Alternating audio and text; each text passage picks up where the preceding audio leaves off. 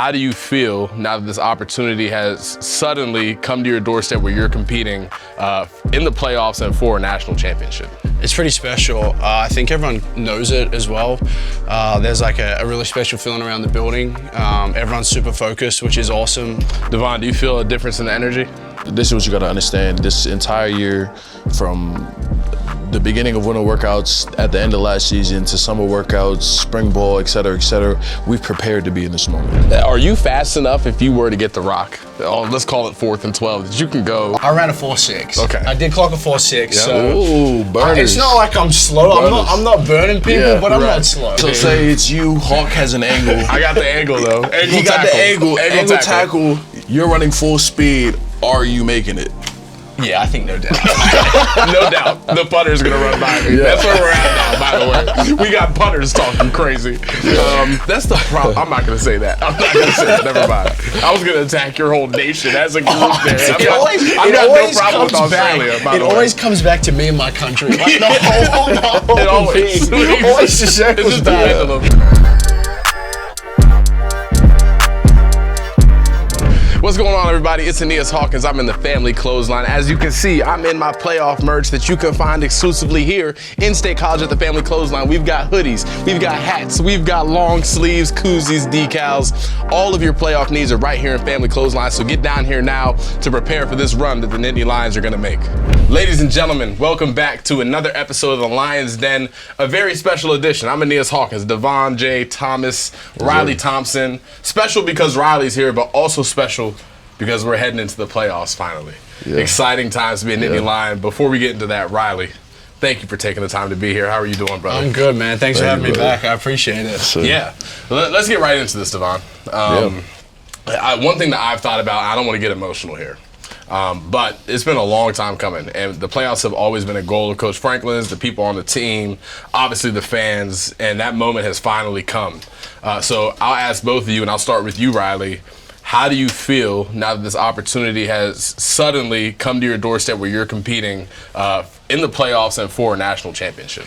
It's pretty special. I think everyone knows it as well. There's like a really special feeling around the building. Everyone's super focused, which is awesome. I also think like we're sticking to our guns, sticking to our schedule, and relying on our process. So for us, it's really another game. We know what's at stake, but I mean, for us, our process doesn't change. We play each week to win the game, but yeah, we know the stakes are a little higher, but everyone's really excited, no doubt. D'Von, do you feel a difference in the energy? I mean, this is what you got to understand. This entire year, from the beginning of winter workouts at the end of last season to summer workouts, spring ball, et cetera, we've prepared to be in this moment, you know? So it's one of those situations where it's more so been a long time coming, and we understand what it's going to take for us to achieve that level of success that we're looking for. So yeah. A long time coming is an understatement, and I want just again, because there's so much talk that happens between fans about the desire to be in the playoffs, right? Like that's where the narratives are at. The fans want to make the playoffs, but internally for so long, this program has fought, scratched, clawed to find a way to make it over that hump and get in there. And that's why I ask, on the outside looking in now, obviously you have your process and that doesn't change. There's a preparation that happens, but does the sense of urgency in the building feel any different this week especially? I think Vaughn said it straight up. Like, we've prepared this whole year to be in this position. We said what our goals were, and we said we wanted to be in this position. So for us now, it's like, okay, it's here, it is what it is. We've been talking about it since day one. We've done everything we could since day one. So for us now, it's like, it's just time to go and play the game. Like, we know what's at stake. We know, like, this is everything we've been striving for, so we're just going to keep doing what we've been doing all year. And, you know, I mean, to be honest with you, we've been talking about it all season in terms of our process and our championship habits. I mean, you know as well as anybody, you was in those meeting rooms for like 10 plus years. So, you know, he talks about your habits, your day-to-day, everything that goes into a winning championship mindset. And we've been operating as such for so long that now I mean, it's just a game. It's just at the end of the day. Well, you know what I mean? I want to say this. You know, I think it's important. I think what good teams are able to do is they get their leaders, their vets, playing at their highest level in moments like this. You had what I felt like was one of your best games all year, if not the best, in the Big Ten Championship. You've played at a high level all year long, but it felt like those opportunities to capitalize finally came. So talk to me about how that felt. I mean, it felt really good. You know, this entire season, it's kind of been a little different just because the way teams try to operate and run against us, it's a lot of playing outside of the hashes, making sure that the D-line isn't necessarily a factor for the most part. I mean, when you have incredible playmakers on the D-line, we're still going to make plays at the end of the day, but for them to try and attack us the way that they did and just give us an opportunity to showcase what we're capable of. I mean, the game didn't turn out how we wanted exactly, but at the same time, it's empowering to know that one of the most explosive offenses in the country we're able to stick with and play with at a very, very high level. Not only myself, but everybody around us. You know, so it gives us a lot of confidence going into this playoff run, and then playing the way I did moving forward it gives us a lot of confidence. Yeah, I agree with you. Confidence is such a big factor. Obviously, that's a really good football team you guys just played in that Big Ten title game. And at no point as the viewer that I feel like, oh, you guys are not on the same level. The truth is you are, and if a couple things are different, then that game could end up differently. I think that's great timing going into the playoffs. Riley, let me ask you this. As a specialist, right, you're a punter, do you have any special celebrations, anything planned for this playoff opportunity? Nothing crazy. I usually keep it pretty low key. Yeah. Do you have a celebration in the vault that you just haven't I have brought a out? couple. I have a couple, but I don't bring them out too often. Like, it has to be like some real significant for it to happen. So you never know. It might come out, it might not. It kind of depends how I'm feeling in the moment. But I do have a couple of things. Yeah. As a specialist, it's kind of different. Like, the plays aren't as sexy as like offense or defense. Right. So you kind of, I'll include defense in there. Don't worry, I got your back. So yeah, it's kind of, it's harder. You don't really get to like make those big celebrations and stuff like that, which is fine. It's all part of it. But yeah, I mean, if something does happen, I might whip something out. I mean, to be honest with you, I think specialists should celebrate more. You know, it's nothing more exciting. USC, for example. When Ryan did this, when Barker did this, I said, "Oh, everybody celebrated." Because you know, you guys are on the field for what, 15 seconds of the game, you know, as a whole. So you know, you guys are out there celebrating, making those plays. It's like, everybody's turning up now. Yeah, I think you save them for those type of moments. That's when they come out. Like, it's stuff like that. It's the big ones is when it happens. I respect it. Let me ask you this. I'm just curious because we saw the Luke Reynolds fake punt. Are you fast enough if you were to get the rock? Let's call it 4th and 12. That you can go. You're gonna run that thing. I'm saying I ran a 4.6. Okay. I did clock a 4.6. Yeah. So burners. It's not like I'm slow. I'm not burning people, but I'm not slow. But if you take the wrong angle and you might not be paying attention, you're gonna run right through that. You're gonna run past them. Well, we'll see. We'll see what happens. I'm not gonna promise anything. I'm not gonna promise anything. So say it's you. Hawk has an angle. I got the angle though. He got the angle. Angle tackle. You're running full speed. Are you making it? Yeah, I think no doubt. No doubt. The punter's going to run by me. That's where we're at now, by the way. We got punters talking crazy. That's the problem. I'm not going to say that. I'm not going to say that. Never mind. I was going to attack your whole nation as a group there. I've got no problem with Australia, by the way. It always comes back to me and my country. Like the whole thing. It always just circles back. Crikey. Anyway, let's get into the matchup itself, actually. Let me ask you this. Do you feel like another team who's from the South coming up to Beaver Stadium at this time of year, we all know what it feels like outside. Do you feel like that provides a certain type of advantage being at home in this situation? I think definitely. We've been speaking about it. I mean, coaches brought it up. Everyone's talking about it. We definitely have an advantage. Like, we're in it right now. Like, we were just talking about the weather today and things like that. Like, we're actually in it. And I think you don't realize, like, how tough it is until it actually, like, comes to you and it pretty much just hits you in the face. Like, when we played Maryland, that was ice cold. Goodness. That was, I hadn't experienced anything like that. The wind made it, like, -4 degrees. It was ridiculous. It was crazy. And I think we have that game under our belt, which is awesome.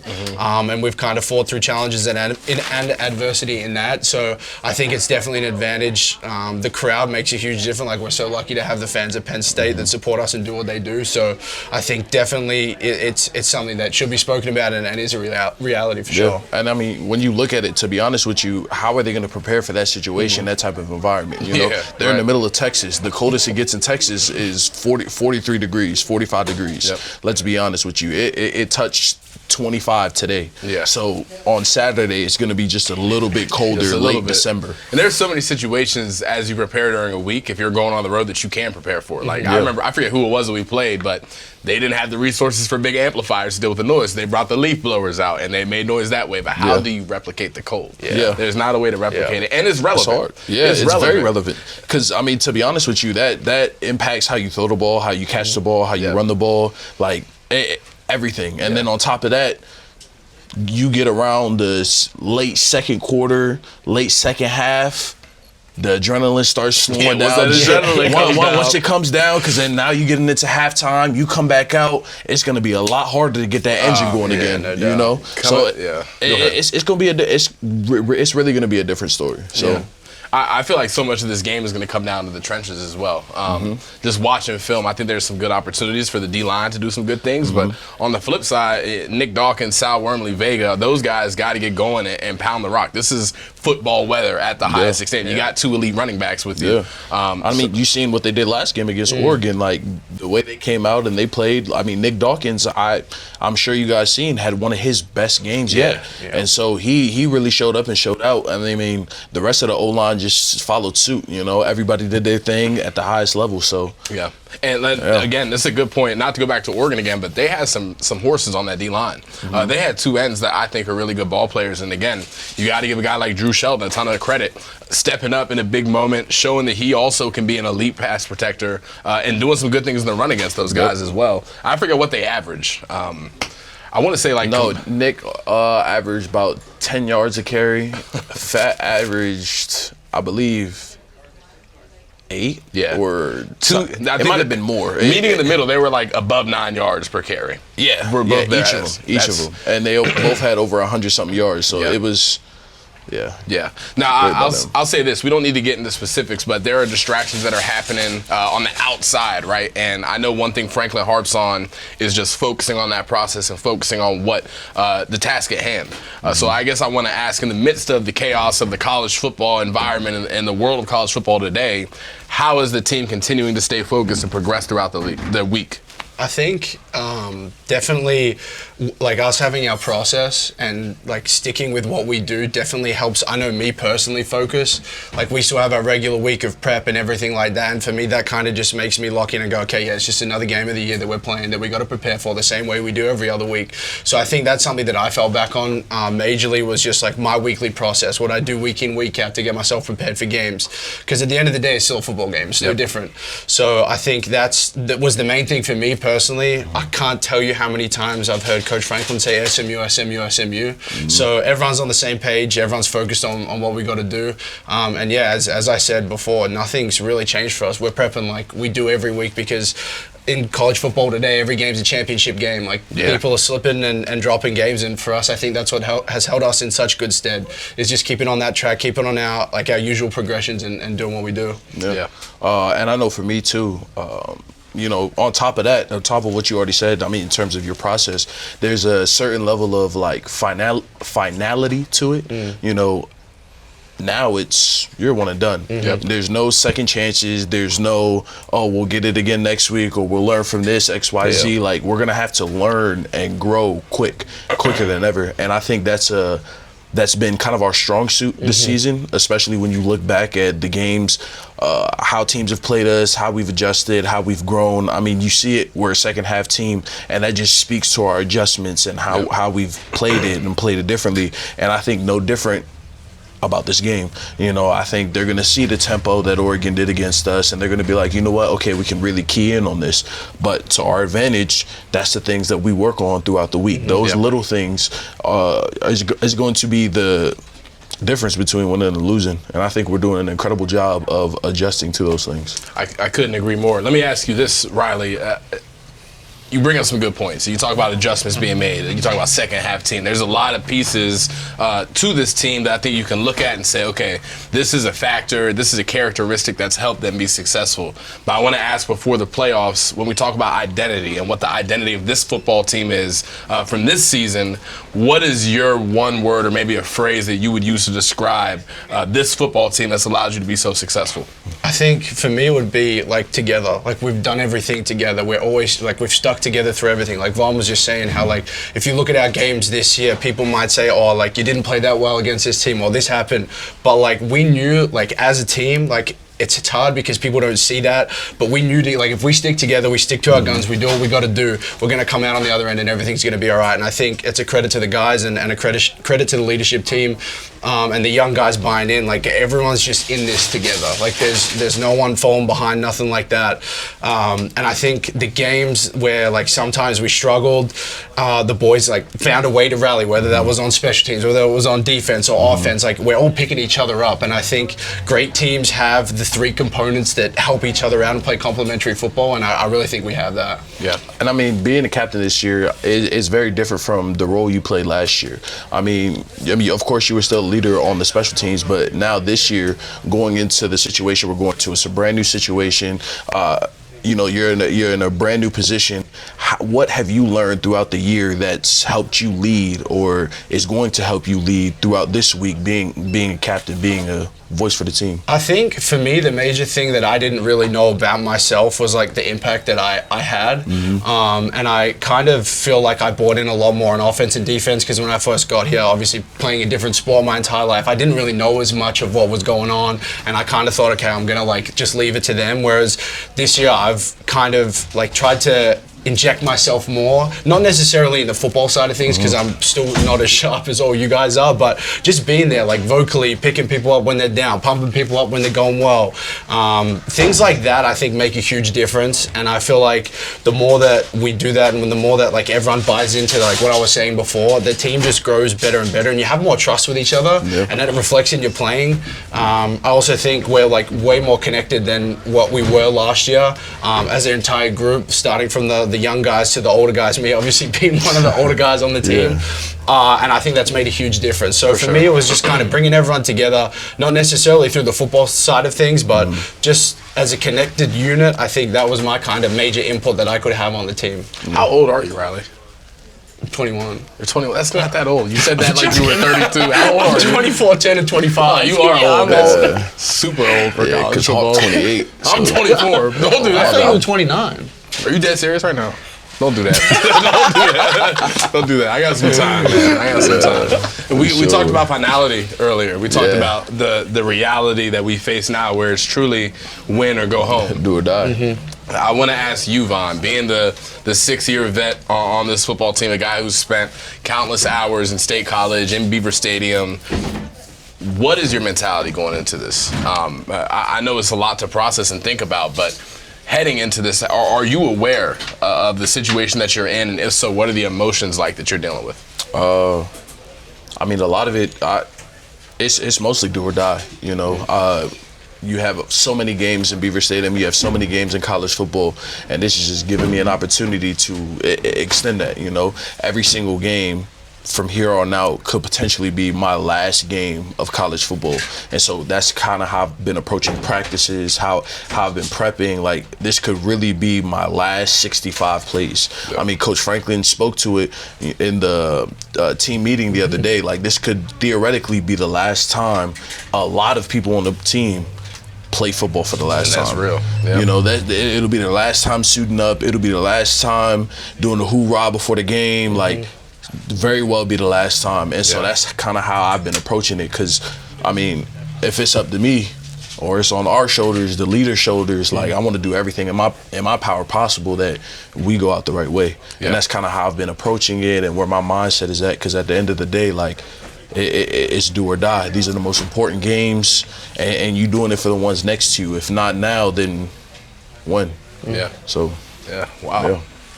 Yeah, and you bring up a good point, because it could be the last for a lot of guys, right? And it will be the last at some point when the season ends, that a lot of guys ever put on a helmet and shoulder pads. And football is unique in the sense that you don't just go casually typically play football in the park, not the way we play it. Like, you can always go play basketball. If you like tennis, you can go do that with your buddies and keep it casual. There is never a time. I think about battling in the B gap 6 times a day, no matter what. Like, it doesn't matter what's going on. It comes up. When me and my friends are playing NCAA and things start going wrong for me on the game, I start telling my boy, well, you never won against me in the C gap in real life, so don't talk to me like that. But that's real, right? And you don't get some of that back. So I think that's important though, because the fans don't understand sometimes. They don't realize just how much this means to the guys in that locker room. This is your guys' entire livelihood to an extent. No matter how much you try to diversify your life, you spend so many hours of your life committing yourself to this that it means the world to you. Yeah. So what did it feel like for you in terms of like your last couple games? Like, where was your mind at? I'm not like, it's not a joke, no, but it's I know like it's not real a joke. life. I know. It's just hard sometimes when I look at Von, he's asking a question because he jokes so much with me. It's hard to differentiate. But no, it's a good question. We were at the Outback Bowl for our last game. And I remember deciding maybe with 3 or 4 weeks left in the year, I had another year of eligibility.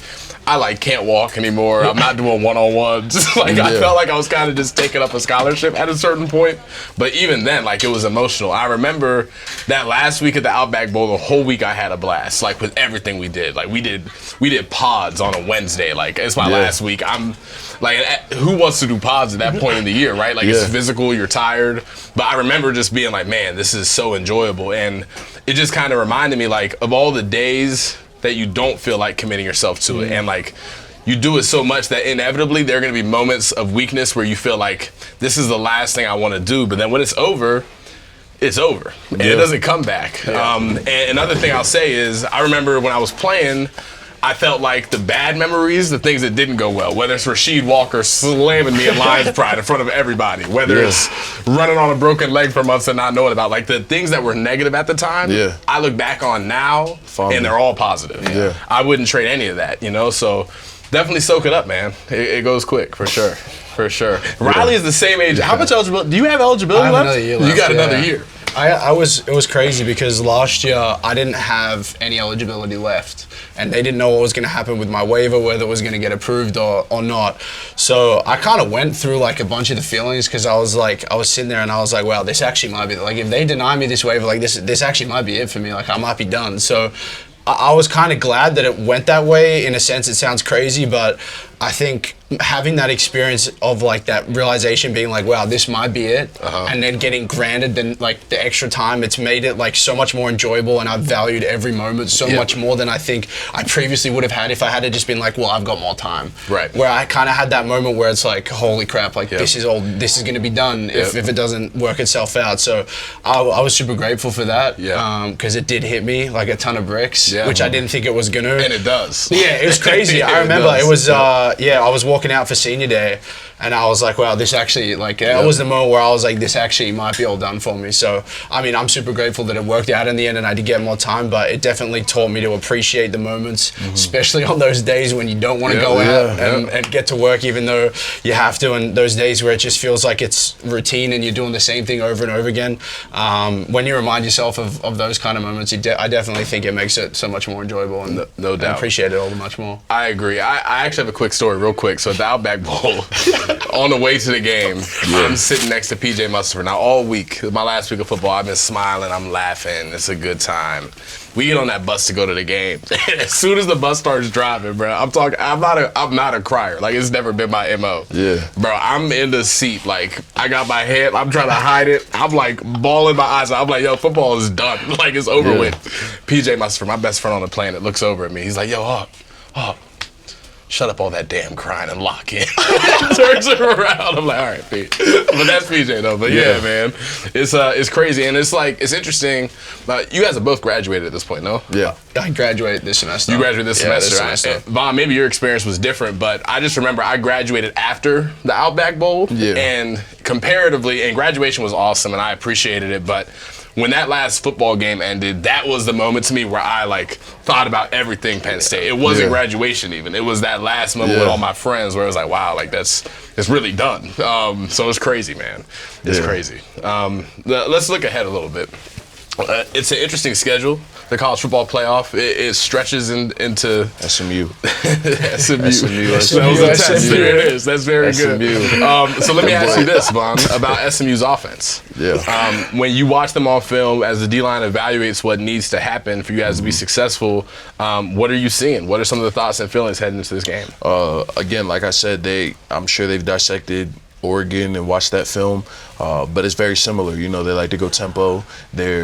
They love the seal play. Oh my goodness, they love the seal play. Then they'll do a trap play with the D tackles. Are they trapping the seal and D tackles? What? Okay. What? Are you athletic enough for that? Are you ready? Are you ready? It sounds like they're gonna test 9-1. Is 9-1 ready for a little seal action? That's what I want to know. You know, I just let you watch the game. Okay. You know what I mean? Yeah. But they'll have a tight end lined up, damn near behind the guard. The guard will put his hands up and then go out, fan out. The center will go away, and the tight end will come and just try to smoke you. Don't get smacked by no tight end. Yeah, we don't lose the tight ends. Pre-snap, I'll be looking up, seeing where he's at. Yeah. Okay, cool. You know what I mean? No sneaks. And they like to run a lot of this stuff, you know, around or near their tight end. But in terms of what we need to do up front, I mean, it's no different than it is every week. You know, Coach Franklin earlier in the week, he challenged us. He said it's on the O-line, D-line this week, and I mean, truthfully, it's like that every week. Pretty much every week. You know, This one's in the trenches. Truthfully, it's every week, but this week specifically is definitely one of those weeks. I mean, their quarterback, he's a very mobile quarterback. Their running back, he's made some explosive plays. They like to try to open up lanes, but that gets shut down when you get knocked back, get your hands inside, and press that guard, press your key. Riley, let me ask you this. On game day, and we'll wrap up here soon. On game day, you're a captain. So leadership is a part of that, and it's something that you need to focus on, especially in these moments, you know, where everything's on the line. How do you intend to lead this team outside of just what you do on the field? We all know what you bring to the field, but just in terms of the sideline, the locker room, what is your message going to be to your peers? I think, like, for me, game day, like, that's what I was saying before. Game day kind of changed. I used to kind of just, like, do my own thing. But, I mean, you just being there for everyone. Like, people smile if you start smiling. If you're bringing energy, you're bringing other people energy. And I think people, like, forget that you can play a huge role in that. And, like, if I start bringing energy, I'm sure my guys are going to start bringing energy. And it's just a collective effort. The message stays the same. Like, as I said before, we prepare every week like it's a championship game. So I think having that in our corner is a huge advantage. But I mean, yeah, I'm just trying to be there for everyone, trying to support them as much as I can, picking them up when they're down. Things are going to go wrong. Like, we talk about this, like, it's not all going to be roses and rainbows. Like, stuff's going to happen. So I think being there and being aware of those things happening, especially when it doesn't involve your position directly, and kind of helping someone out, picking them up when they're not feeling well. If their head's hanging, go and have a chat to them, give them some words of encouragement, and things like that I think are massive in these type of games, because it's a full quarter game. It's always going to be when it gets to this point of the year.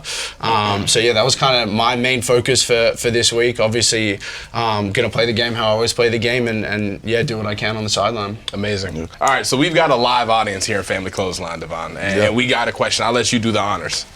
Mr. Garner asked, what is one of our favorite memories from the 4, 5, 6, 7, 8, 9, 10 years Hawk has been here?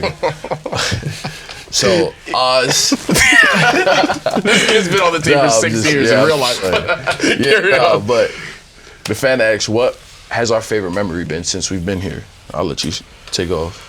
My favorite memory probably goes back to the bowl game when we played in the Peach Bowl. Obviously, it wasn't the result that we wanted, but I'd never been to a bowl game. That was my first bowl game experience, and that was obviously something I really wanted from college football, and I got it. And like, I don't think, like, we go there a week before. I don't think people realize like how much time you spend. It's Christmas time too, and you're with all your boys at Christmas time. I think like they were some of the best memories I had. Some of the stories that came out from that trip were unreal. And it definitely brought me a lot closer to all my teammates, which is probably why I love those memories so much. And I just think it was a blast, no doubt. D'Von? It's a tough question. It is. There's so many good questions. It's a great question. That is a tough question. You want to go, bro? I've got a lot of them. I don't know if this is the one, but I can remember being a snotty-nosed freshman. I'm in here with the Penn State football team. I'm nervous. I'm looking around Miles Sanders, Trace McSorley, like all these legends in my eyes, and who are also seniors. And I'm like scared to talk. Like I'm not looking people in their eyes. And we're in the locker room, and a rap battle breaks out. in the middle of the Lash football locker room, and I'm innocently walking, trying to get to the hot tub without anybody noticing me. Yeah. Fred Hansard grabs me by the back of my joint and throws me in the middle of the circle, and I battle right there. And I was ready. I stepped up in that moment, and I felt like I was truly accepted onto the team that day. Like, everybody was like, okay, Hawk. You know what I mean? I remember in that moment being like, okay, I'm in here. But there's so many good memories being a Penn State football player, for sure. Shoot. One of my favorite memories. Similar situation. We're in the locker room. Younger guy, Derek Tangelo. He's in there, beloved by all. Just the funniest dude in the locker room. Great locker room teammate. Like, he's a great guy. He's in there. They got the music playing. Fred got the Jersey Club going. Yep. They're all in there dancing. I go in there. I see Congo dancing. He look right at me. He start challenging me. I get in there. I start going at it. I hit the splits. Everybody go crazy. I get up. And I leave. Yeah, that's impressive, man. Yeah, it was the funniest thing in the world, man. And people don't know, D'Von is literally probably in my top 3 dancers I've ever met in my life all time. And that counts for real dancers. I will give you that. You can't D'Von is incredible on the dance floor. You can move. Appreciate you, brother. Yeah, that's good stuff. But yeah. Any other questions? Top 5. No. So you say your favorite memory as a Penn State football player. How about non-football? That's a good one. That's a good question. Oh, that's a really good question. Favorite non-memory. Non-football memory. Non-football memory. Oh, I got one. I got one. Okay, you go first. You're our guest, Riley. We got a non-football favorite memory question from our live audience here. Riley, what is yours? So every buy round, we play golf. We get some time off, and the boys love to golf. And we all decided that we'd get dressed up. We had teams of 4, and we went out there. It was honestly like one of the best days I've had in a long, long time. It was a lot of the football guys, some old, some new, some present. It was awesome, but it came down to the last hole. We unfortunately didn't get the chockies, but it was one of the greatest days. Just being out there with your brothers and playing around at golf. Everyone dressed up makes it a little bit funnier too and nicer. But that definitely was one of my favorite memories for sure. That's a good one. I had a lot of great memories. So many good ones, but that's again another good question. So many great memories. You go ahead, bro. Okay, let me think. You know what I'll say? I'll say this. So I lived with Tyler Elsdon. I lived with Nick Dawkins. I lived with Will Knutson. And Tyler Elsdon and Caden, Will's from Virginia. Tyler Elsdon's a Schuylkill County kid. Yeah. So they took it upon themselves to culture us. And all that meant was fires. It meant Tyler Childers, country music, all that good stuff. Yeah. So I can just remember my last year playing, I had just got hurt.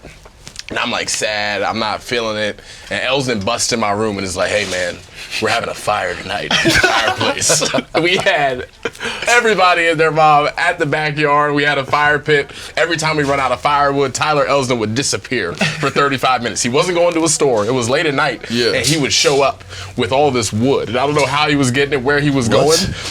But that fire kept going until 7 a.m. I'm talking a sober fire night, just the guys. We're just out there enjoying ourselves, singing songs. So that's probably a good one. Again, just you talk about brotherhood and friendship. Penn State is just one of those places where if you find a crew that you can really hang out with and enjoy your time with, it's a special place. Yeah. On the Tyler Elsdon fire story, I've got an addition to that one. So we had fires every Wednesday during the season. We just put it on. People would come out. We all live at the same place. There's a big spot for it.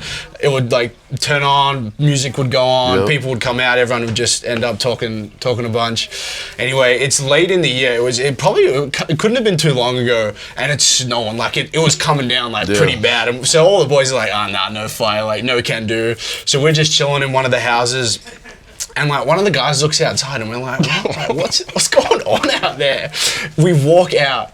Elsdon is in head to toe hunting snow gear, and he's picking up wood. The snow's coming down. He's sweeping it out, and we're like, what are you doing, man? By himself too. Yeah, by himself. No one else was around. We're like, man, what are you doing? That's Elsdon. And he's like, it's Wednesday. Like, we gotta have the fire. And we went out there and sat out there for like 3-4 hours. Snow was coming down. Like, I came in, all my clothes were wet, but like, the fire was kicking. So no doubt, you were man. sweet. But it just reminded me when like, he was just out there solo. It was fine, man. And I'm glad he did, because I feel like we all would have been kind of weirdly superstitious about the no Wednesday fire. Agree. Damn. Vaughn, you got one? It's hard to put it just on one.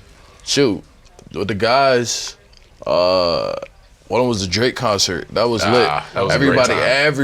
Everybody popped out. Yeah, it was a got great everybody tickets. It was great. We was with Don the comedian. Yep. He was over there with us. But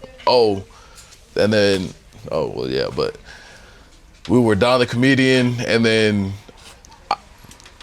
Quick story. I'm running around. Okay. Before the concert gets started, I'm running around. I get a text. Yo, Drake security. They want Penn State gear. Blah blah blah. I said, huh? I said, okay, cool, bet. No problem. Knowing what this is gonna lead to. Right. So then I sent out a text. I'm texting Ben. I'm texting the whole everybody you needed to text at that point in time. I'm trying to get a response right now. Boom. They sent out a text. They said, okay, cool. You're good to go. Green light to go get it. Boom. I go get it. We get to the concert. I give it to the stage manager. He's like, hey, if you want to come back and meet Drake after this, you let me know. I said, okay, of course. Yes. There it is. So then we get to it. Next thing you know, I found him after the show. The show was great, but It was great. Like It was a great time. it was an amazing show. Yep. Hulk was there. Everybody was there, like enjoying themselves. Get to after the show. Mind you, our landing strip in State College is extremely small, so they already had trouble getting in. Yep. So they were late by like 3 or 4 hours. The show ends. He runs out. I go to the stage manager. He said, "Yeah, I'm sorry, bud. He's leaving." Of